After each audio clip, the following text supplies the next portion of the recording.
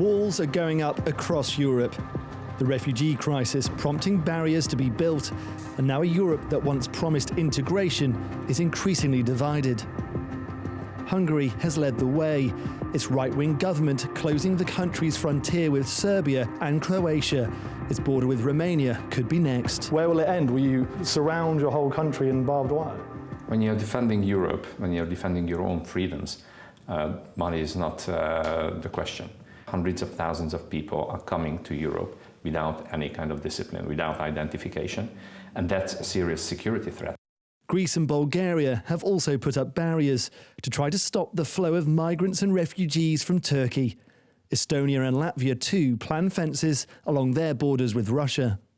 The European Union had made enormous strides in establishing new and different norms that were predicated on liberal and democratic notions, openness, tolerance, etc., that Europe had rarely seen in its history.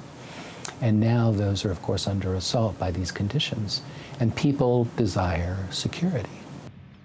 In Ukraine, the government's also pledged to build a security barrier to guard its border with Russia. It fears more territory could be lost after Moscow's seizure of Crimea last year. Only a fraction of the multi-million-dollar project has been completed.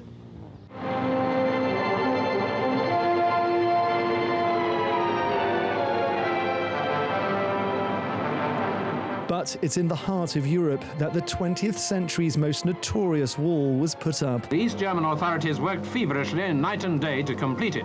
Solid and apparently impregnable, concrete blocks 10 and 12 feet high, reinforced by tank traps. The Berlin Wall divided the city for almost 3 decades. Built by East German authorities to prevent mass defections to the West, it became a symbol of the Cold War. It established a demarcation between forms of governance, between ways of knowing, between ways of being in the world. And so I believed I was superior, and I believed my identity was wrapped in one side of the wall. I believed the reverse if I was on the other side of the wall. The wall became then an artifact of difference. More than 100 people died trying to cross the Berlin Wall. In 1989, the wall came down. Its remnants now an open-air museum. The symbolism of this place is strikingly powerful.